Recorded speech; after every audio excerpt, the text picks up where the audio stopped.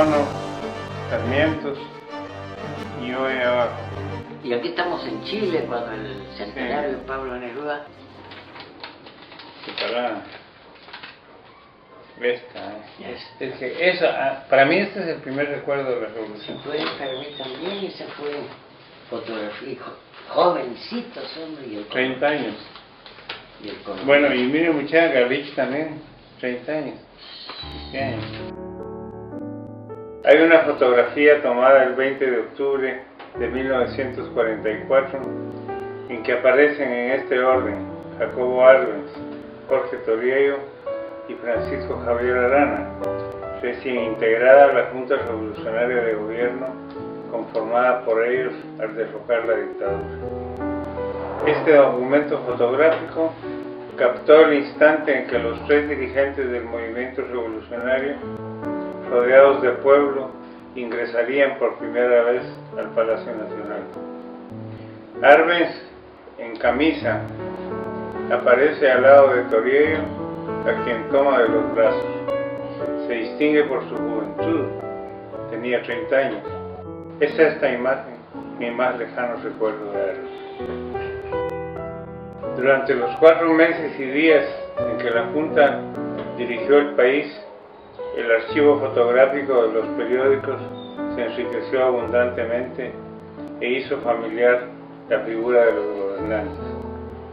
La fotografía tomada en el Paraninfo de la Universidad de San Carlos de Guatemala el 1 de diciembre de 1944 es otra impronta de Arbenz en mi memoria.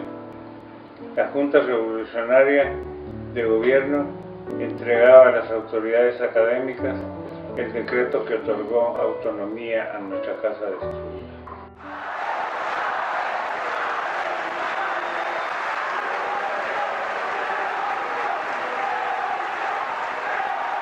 El respeto de la Revolución de Octubre al pensamiento se tradujo en la restauración de la autonomía universitaria, proclamada en el Paraninfo y vigente a partir del 1 de diciembre de 1944, mediante el decreto número 12 de la Junta Revolucionaria de Gobierno.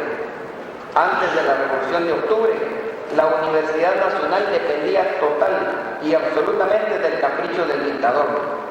El expresidente constitucional de la República de Guatemala, el coronel Jacobo Arbenz, insigne ciudadano, bastión fundamental en el otorgamiento de la autonomía de esta casa de estudios, emitida por la Junta Revolucionaria de Gobierno de 1944 y por sus altos méritos cívicos y patrióticos, puestos de manifiesto en el periodo 1944-1954, en beneficio directo del pueblo de Guatemala, acuerda concederle el título doctor.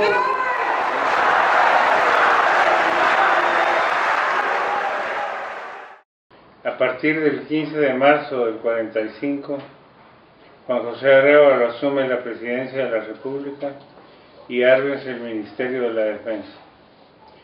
Las realizaciones del maestro presidente empiezan a echar por tierra las viejas prácticas y el surgimiento de lo nuevo se hace perceptible.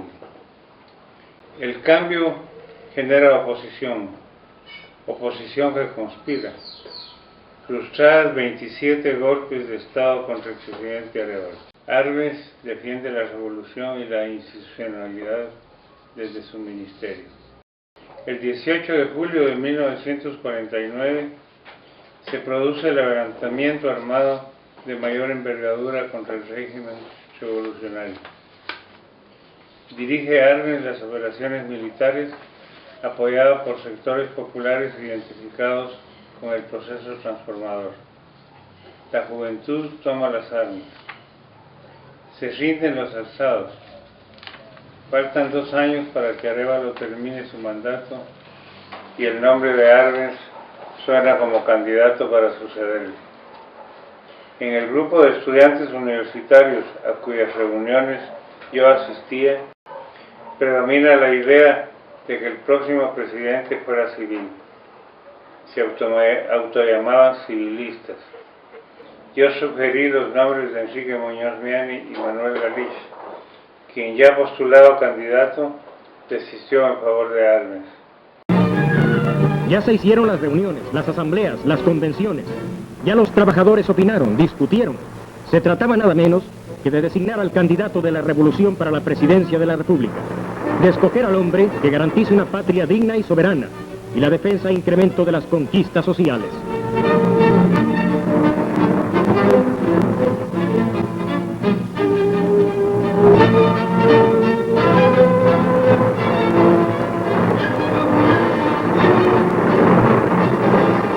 Este hombre fue el designado, Jacobo Arbenz Guzmán, ciudadano y teniente coronel, el hombre de la Revolución de Octubre, el hombre en quien confían legítimamente las clases trabajadoras y las fuerzas progresistas de la nación. Y entonces ya formamos parte muy fuerte de la campaña de Arbenz. Yo volanteaba, nos juntábamos en publicidad de la presidencia con Huberto Alvarado y algunos de los que trabajaban ahí, y salíamos con remesas fuertes de volantes a favor de Arbenz. Fueron mis primeras salidas políticas, aparte de mi participación en el Sacertí, a los departamentos. A mí me tocó ir a Chiquimula a recoger firmas a favor de Arbenz. Y creo que te acordarás que la verdad es que la campaña de Arbenz fue una campaña alegre, fue una campaña de una espontaneidad popular y arrolladora extraordinaria. Arbenz era muy serio, muy callado, no daba la impresión de participar en esas cosas. Él estaba muy metido, pues lógicamente, en la ley de la reforma agraria, en nada menos que la hidroeléctrica Jurumarinalá, la carretera del Atlántico, la fundación de un puerto por primera vez nacional en Guatemala, el puerto de Santo Tomás de Castilla. El programa de gobierno de Arbenz tenía inusitado y desafiante carácter económico, dirigido a rescatar al país del atraso semifeudal. Triunfa abrumadoramente y asume la presidencia el 15 de marzo de 1951. Galich es autor de esta semblanza de Arbenz. Era un joven vigoroso, de conformación atlética, aunque con indicios de fatiga. Su rostro blanco, pálido, más todavía por el cabello, las pestañas y las cejas rubias, expresaba la radiante satisfacción del deber ciudadano bien cumplido. Su juventud, sus modales reposados, su fina urbanidad y su atildada y no deliberada elegancia no eran bastantes para quitarle la prestancia de quien había comandado la batalla del 20 de octubre. Al momento de conocerlo y después de conversar con él, tuve la convicción de que Arbenz tenía la materia prima de los grandes conductores de nacionalidades.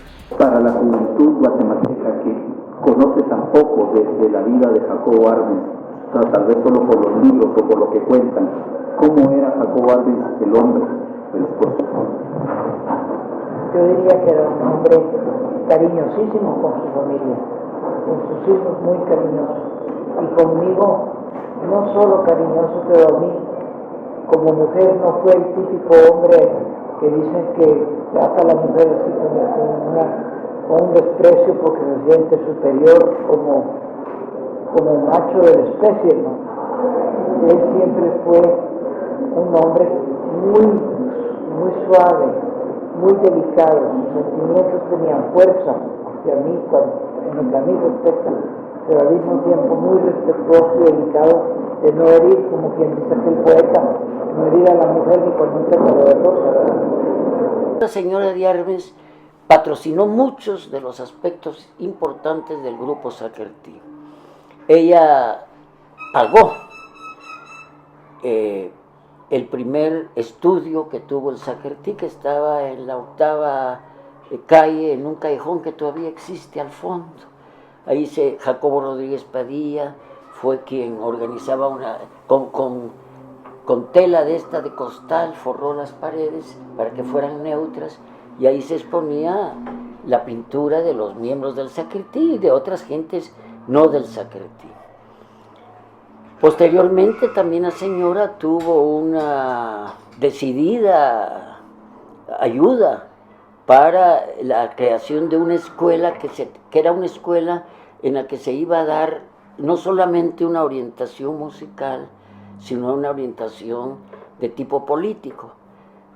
Tú te acordarás de que era importante para nosotros el recobrar la nacionalidad, nuestras raíces, el mundo maya, el mundo indígena, todo esto pues ella patrocinó la escuela en la Tercera Avenida, la escuela Federico Chopin, dio un piano, la dirigían Chepe Arévalo Guerra, gran intérprete, gran pianista, Manolo también. Manolo Herrarte, José Enrique Torres, y ahí nos reuníamos.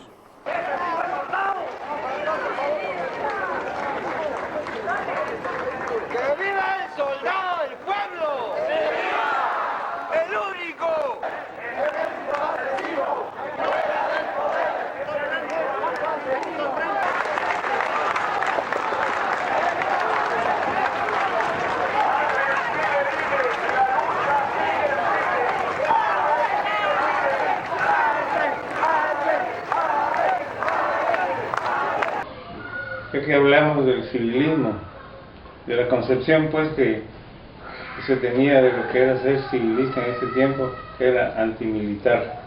Ubico había sido militar, los dictadores anteriores habían sido militares, y realmente ese era para nosotros algo imposible de conseguir, que otro militar fuera presidente de Guatemala.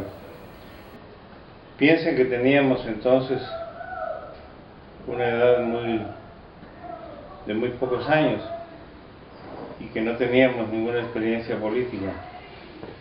De ahí que ese grupo de estudiantes civilistas estuviera entusiasmado con nombres como los que mencioné, García Granados, y ya más cerca de posiciones de izquierda, de Muñoz Miani y Galich.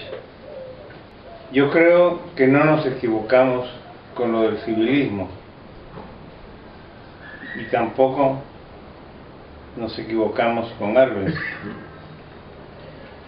La prueba de que no nos equivocamos con el civilismo es que todos los gobiernos militares que surgieron posteriormente a 1954 prueban que los gobiernos militares fueron la peor parte oscura de nuestra historia reciente. Y en cambio, el nombre de Arbenz sigue significando todavía lo que no se pudo hacer porque fue interrumpido por la contrarrevolución. De modo que, para decirlo en concreto, no nos equivocamos con los militares en la funesta historia que tienen en el país, y no nos equivocamos con Arbenz porque fue realmente el presidente que Guatemala necesitaba y necesitaría aún para hacer las transformaciones que se requieren en el país. Pero también hay una equivocación que en ese tiempo tuvimos. Pensamos en el anterior Jorge García Granados y no en lo que fue después.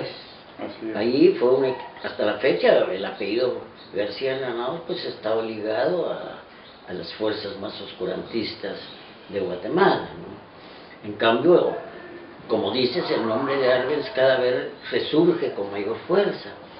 Arbenz para nosotros, pues te digo, fue un símbolo, y yo creo que lo seguirá siendo por todo lo que era la modernización, el crear pues podríamos decir, un capitalismo nacionalista en ese momento, ¿no?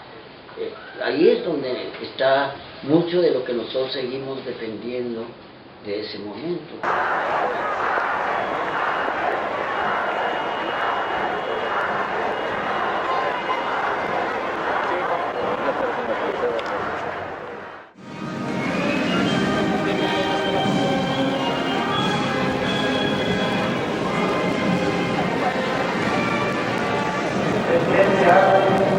Retorna a su tierra como un verdadero símbolo de reconciliación y concordia nacional.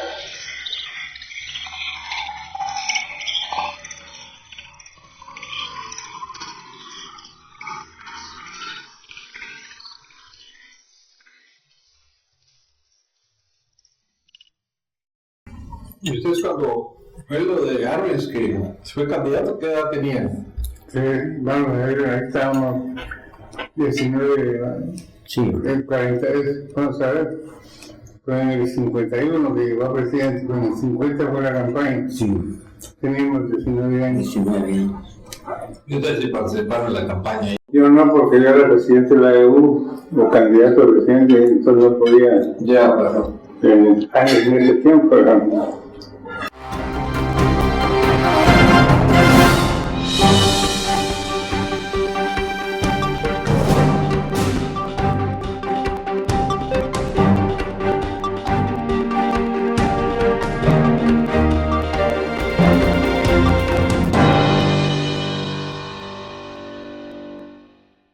Mi abuelo había sido amigo de García de Granados en México y él se hizo García Granadista, pero a medida que fue la campaña, me dijo, tenía sazón voz patojo, me dijo, porque me pidieron que yo como veterano diera un discurso y hablé de la reforma agraria y de que el reparto de tierras y que era y me sacaba García Granados del acumulador, me dijo.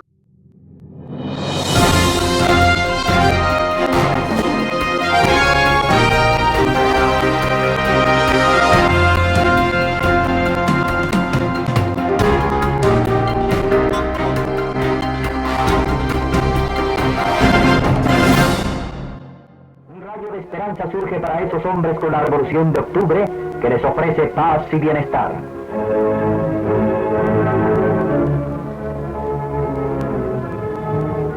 Esa esperanza se hace realidad cuando llega al poder el coronel Jacobo Arbenz, por cuya iniciativa se elabora en el Congreso de la República la Ley de Reforma Agraria, cuyo decreto 900 le es entregado en sesión solemne al mandatario por una comisión de diputados.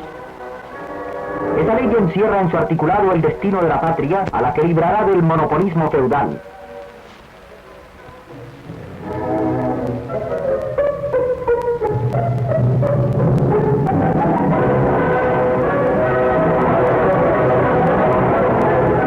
Esa ley ordena que las tierras ociosas deben ser entregadas al trabajador, al campesino, y será este el que las hará producir para su propio bien y para bienestar de la patria en general.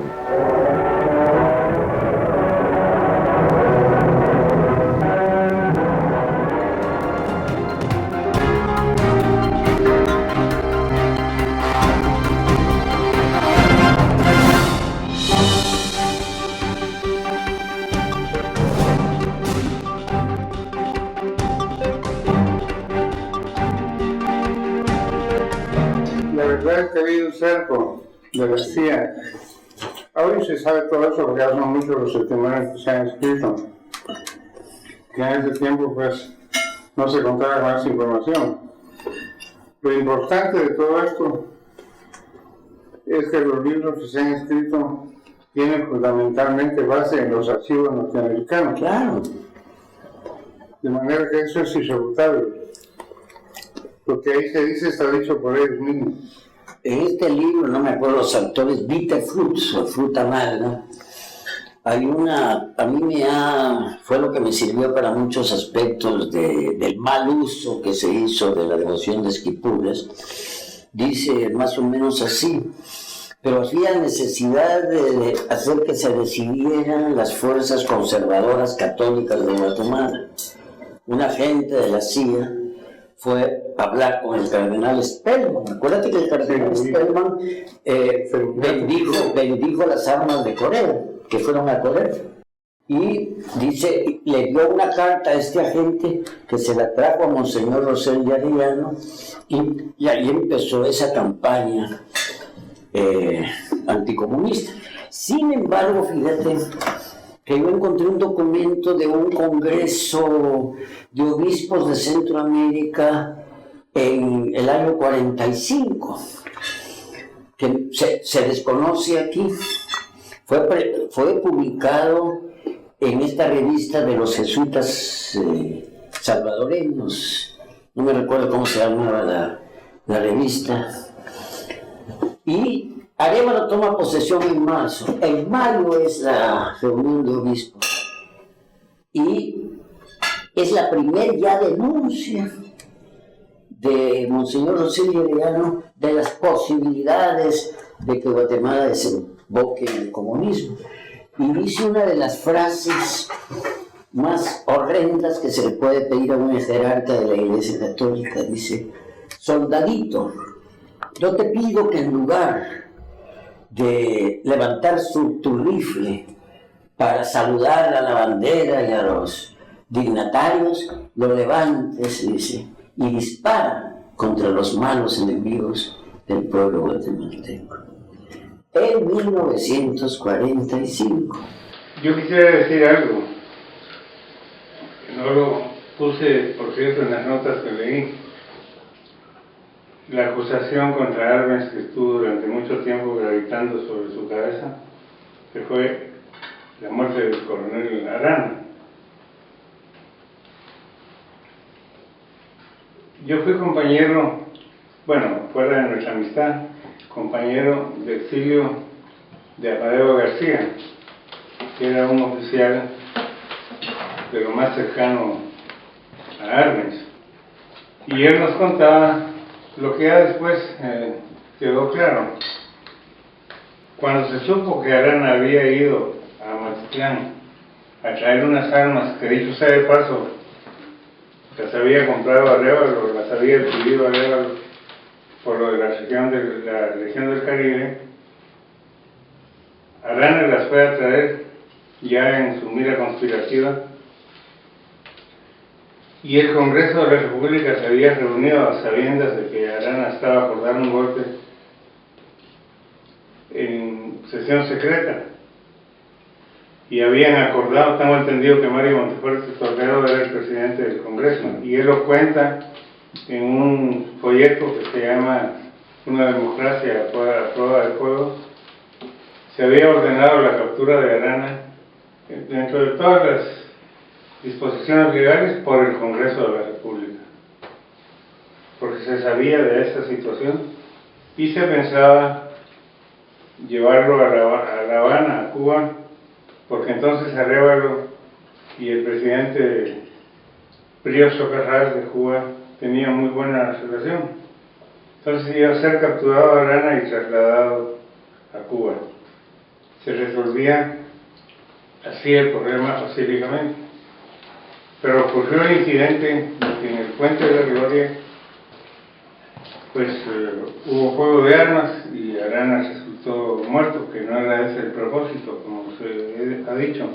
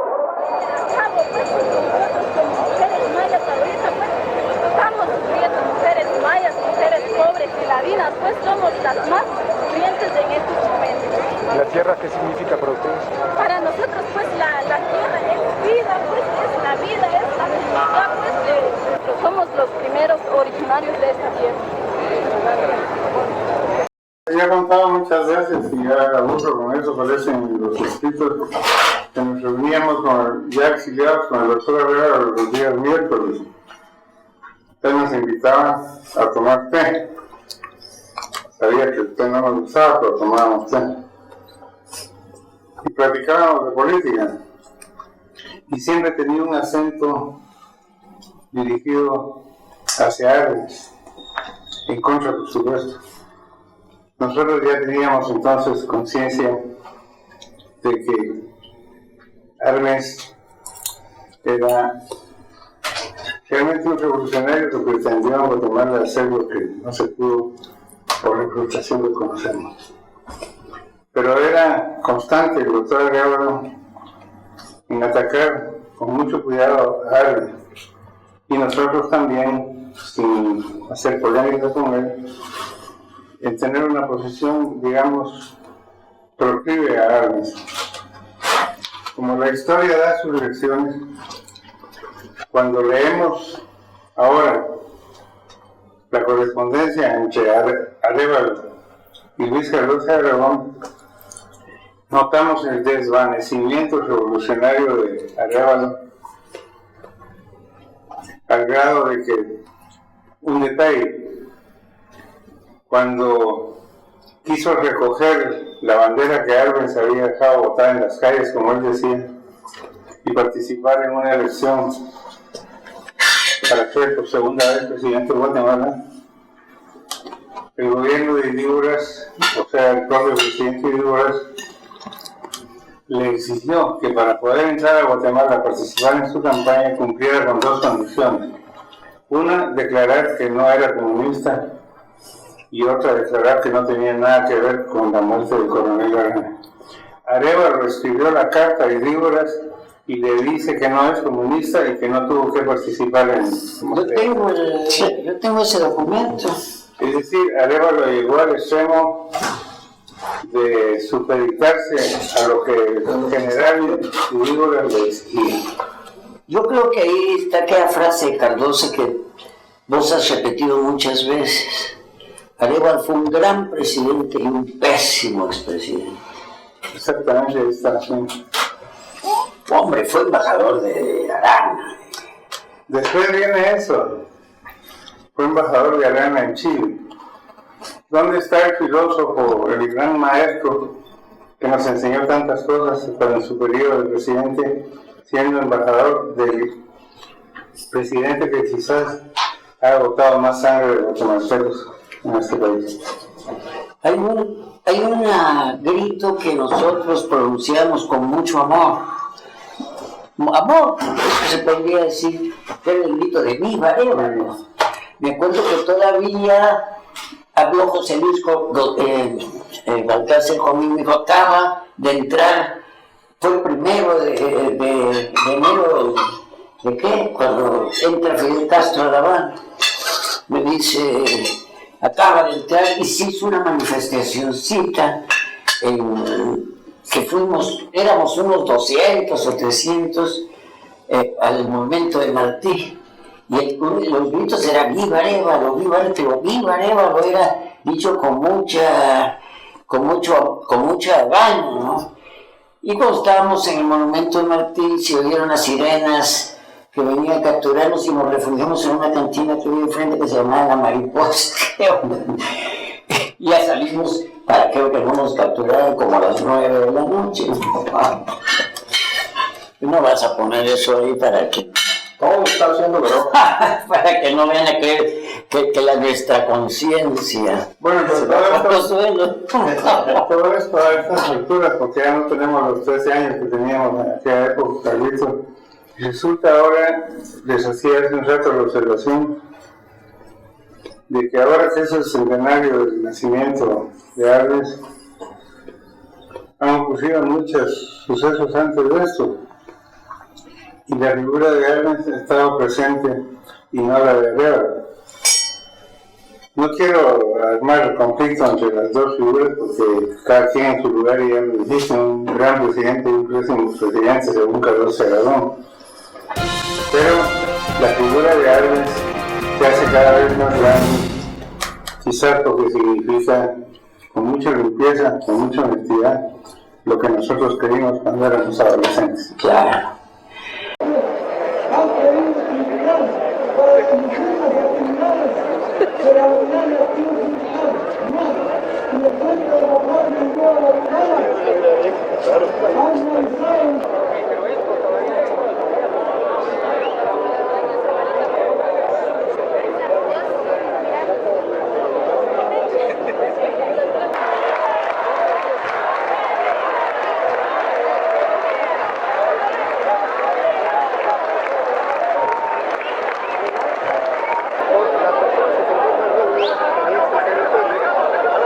La mayoría se les dio ingreso luego de que el féretro hiciera precisamente su ingreso a este cementerio general. Hay algunos problemas con las personas.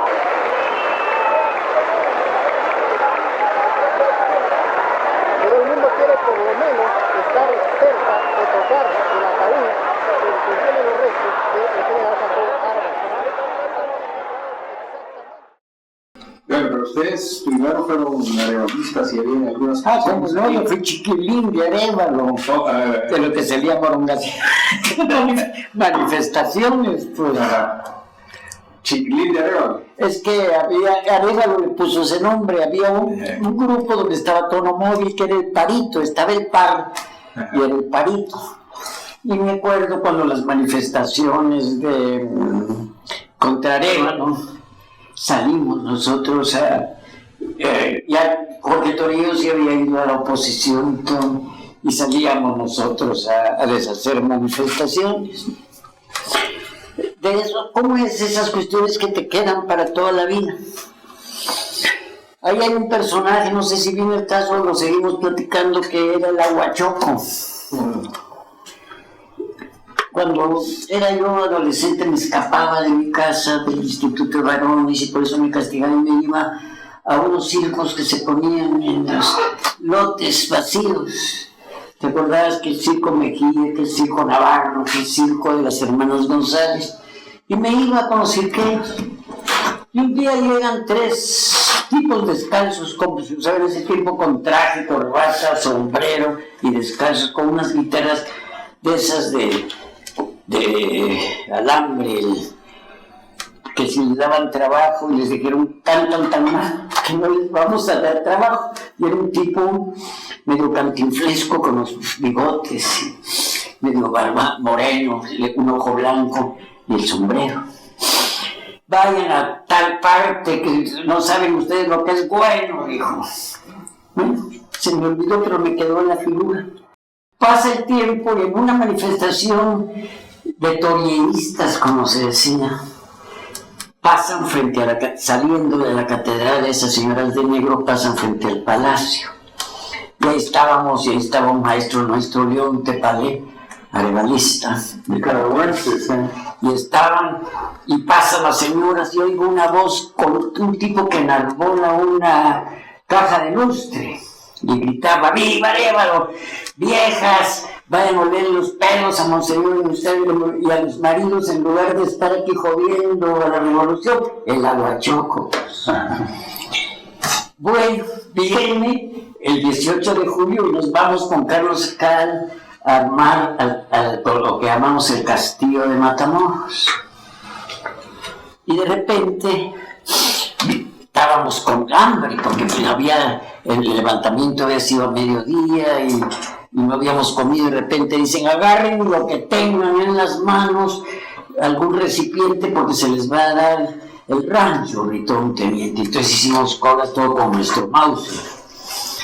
Y de repente oigo que detrás de nosotros, provocándonos, yo no tenía en dónde comer, y vacié la cartuchera, unas cartucherotas periodistas de cuero, que aunque sea así nos daban 2 tortillas, y ahí echaron los frijoles. Y me acuerdo que hubo una voz que decía: aquí sí se jodieron esos chanclecitos con su comida exquisita, el Aguachoco con su rifle defendiendo al gobierno de Arévalo. Para mí eso es muy significativo, me da, como te dijera, el Aguachoco es un personaje importante en mi vida. Sí, sí.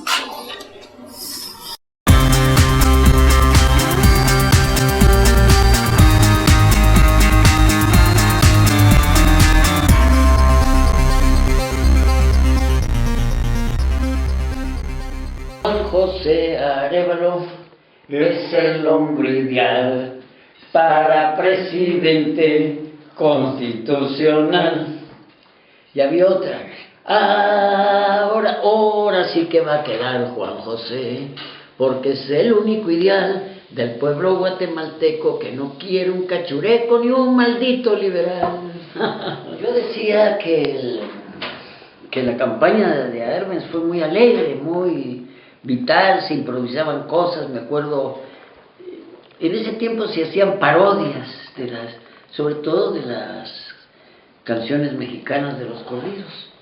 Y me acuerdo y me acuerdo que Roberto Brán Maldonado, un muy buen amigo de ese tiempo, hizo una que comenzaba y se regó por toda Guatemala. En la nueva Guatemala hay un joven coronel, hará la reforma agraria, por eso estamos con él, hará la reforma agraria, por eso estamos con él. Y tiempo después, cuando ya hice de antropólogo que regresé, me encontré con corridos o con canciones que marcaban esa época, la época de la caída de Arbenz. Y había una que decía, se me olvida, pero te puedo decir unos pedazos que decía: ay, qué tierras aquellas, la que en Esquipulas Arbenz repartió. Ay, mis viejos amores, mi jardín de flores, todo terminó. Una tarde de junio se metió hasta el patio la liberación. La milpa quemaron, mataron al potro y al coche capón. Y terminaba, no me acuerdo, diciendo: Mao, mi nombre es Lorenzo. No, yo digo, compañeros, mi nombre es Lorenzo, de apellido Rascón.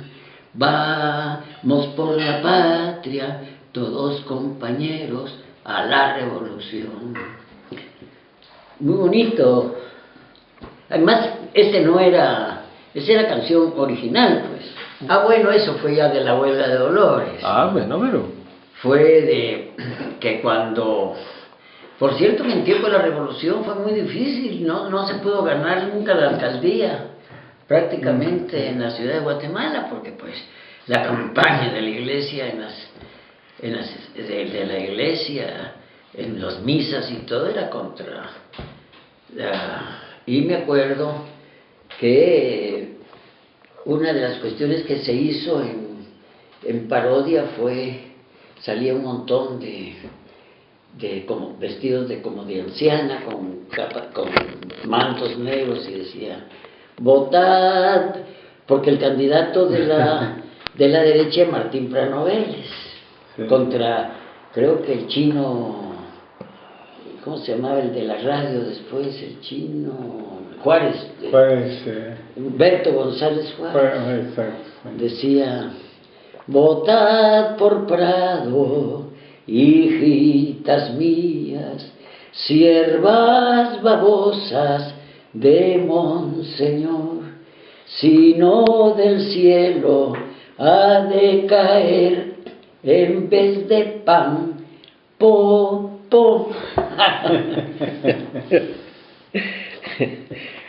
Y Alberto Torres Ríos en ese tiempo, en una carroza, era el arzobispo, era Sortijije, y el que hacía de Prado Vélez era nada menos que el canche que acaba de morir, que debe estar en el cielo aburriéndose, que es Cisne Otero.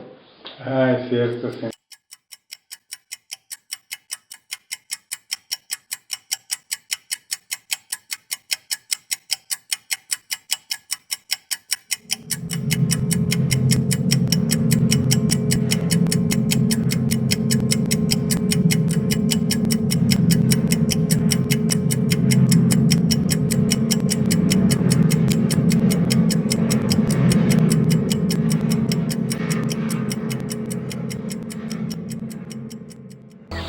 Pueblo de Guatemala, Guatemala está pasando por una prueba muy dura. Desde hace 15 días se ha desatado una guerra cruel sobre Guatemala, de la cual aparentemente no hay ningún gobierno responsable. Esto no quiere decir que no sepamos quién ha desatado la agresión sobre nuestra querida patria. La United Company. ¡Vengan todos! ¡Está hablando el presidente! En connivencia con los círculos gobernantes de Norteamérica, son los responsables de lo que nos está ocurriendo. Todos sabemos cómo han bombardeado y ametrallado ciudades, inmolado a mujeres, niños, ancianos y elementos civiles indefensos. Todos conocemos la hazaña con que han asesinado a los representantes de los trabajadores y de los campesinos en las poblaciones que han ocupado, especialmente en Bananera, donde hicieron una expedición punitiva contra los representantes de los trabajadores.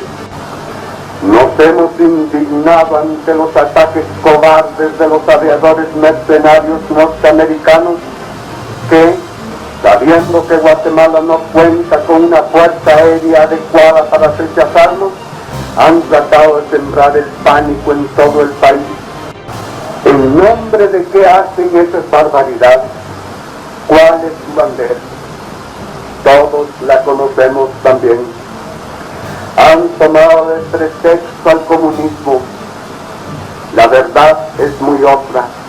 La verdad hay que buscarla en los intereses financieros de la compañía frutera y en los de los otros monopolios norteamericanos que han invertido grandes capitales en América Latina, temiendo que el ejemplo de Guatemala se propague a los hermanos países latinoamericanos. El tiempo se encargará de demostrar que lo que ahora digo es verdad. Después de meditarlo con una clara conciencia revolucionaria, he tomado una decisión de enorme trascendencia para nuestra patria. Os digo adiós, amigos míos, con amargo dolor, pero manteniendo firmes mis convicciones. ¡Viva la Revolución de Octubre! ¡Viva Guatemala! Hay un tema que no sé si vos lo querrás abordar, Carlitos, pero que relacionado con Arbenz no puede omitirse, pienso yo, y es la renuncia de la presidencia de la República. No quiero entrar a promover una discusión en este momento sobre ese tema, pero sí quiero, aludiendo a lo mismo que ya dije, que hemos trabajado con fuentes históricas que son absolutamente confiables, y especialmente las de los archivos norteamericanos, algunas cosas. Primero comienzo con una anécdota. Yo estaba en la presidencia de la AEU, Tono Móvil, nuestro amigo de toda la vida, Ariel Derian, también ya fallecido. Ellos eran miembros del Congreso de la Asociación de Estudiantes Universitarios. En esa época había una junta directiva y un congreso. Ya estábamos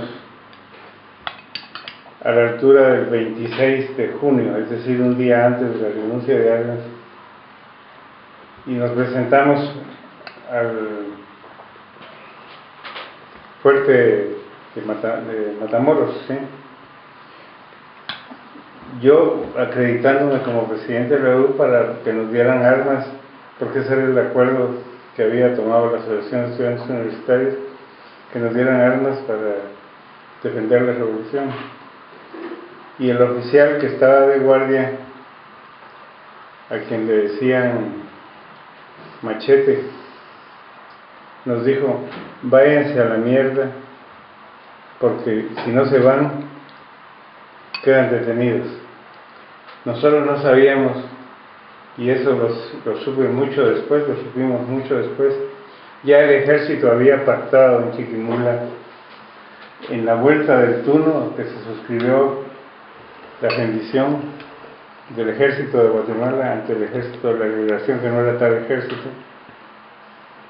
¿Qué podía hacer Arbenz? Cardoso y Aragón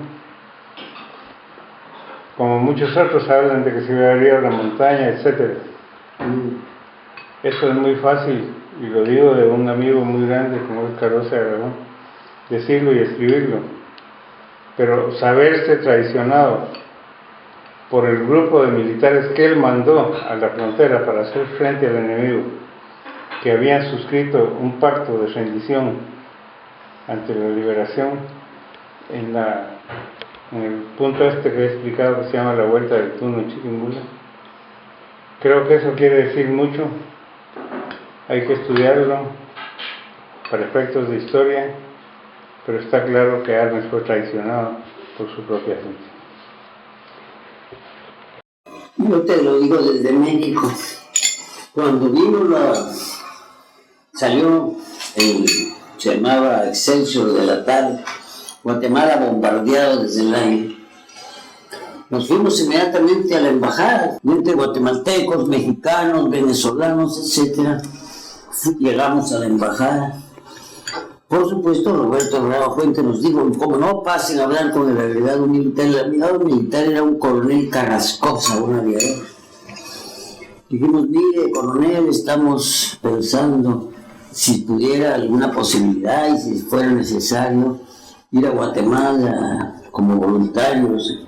Muchachos, digo, no se metan en esto ya es una cuestión hecha.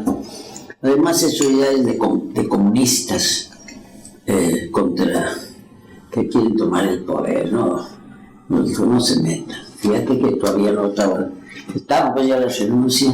No, fue cuando los bombardeos todavía, ¿no? Ya estaba hasta internacionalmente el asunto, pues.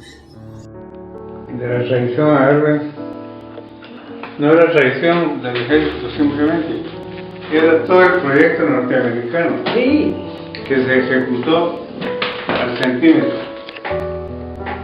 Yo me recuerdo que con Tono y Ariel, que estábamos solos los tres esa noche, ahí frente a Matamoros, nos veíamos y no hablábamos. Y por ahí escribí en algún texto que se va a publicar, nunca nos sentimos tan solos. Ahí sentimos que se nos había acabado todo.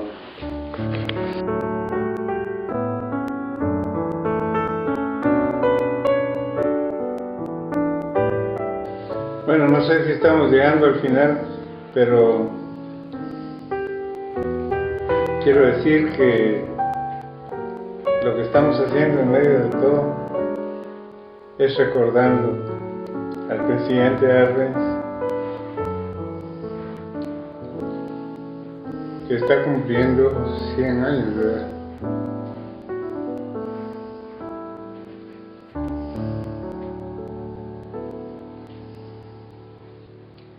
¿Cómo no?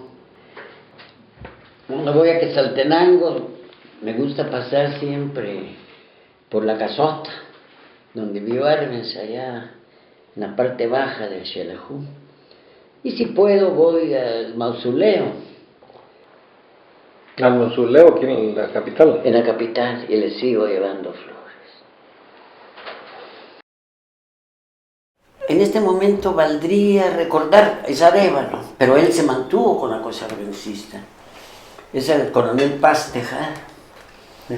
El único caso en aquel tiempo, no sé si hay otro en América, de un militar al que se le otorga, se le da el poder durante un tiempo y lo devuelve. ¿Te acuerdas tú de ese caso? Un hombre honesto que terminó en México. Y me acuerdo que cuando el levantamiento contra Arévalo, el que llegó a presentarse inmediatamente y nos mandó a nosotros a un Torreón, nos mandó a otros a otro, fue el coronel Paz Tejada, que se mantuvo hasta el final, arbencista, etcétera, ¿no?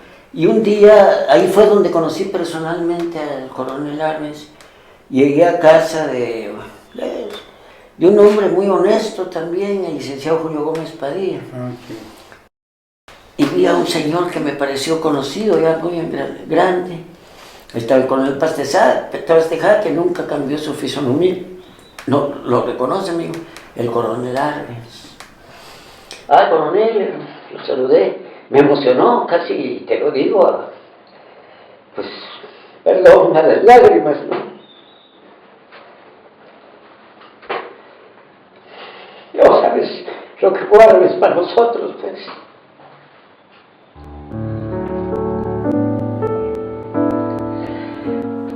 Puta, como me sigue doliendo Guatemala.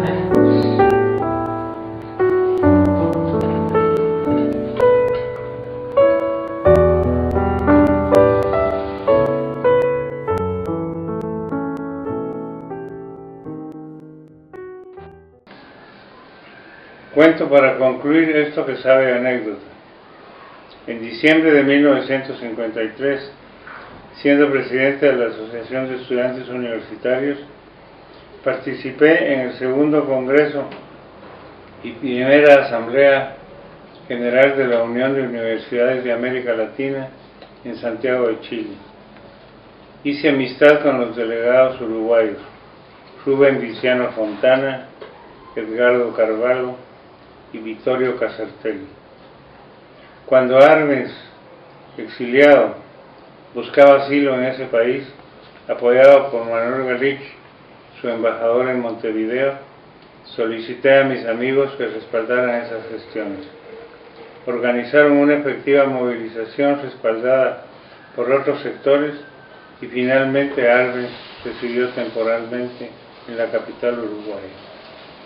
De él y de Galich recibí sendas cartas de reconocimiento que mi madre convirtió en cenizas al quemar mi archivo de correspondencia, previendo inminente cateo de su casa.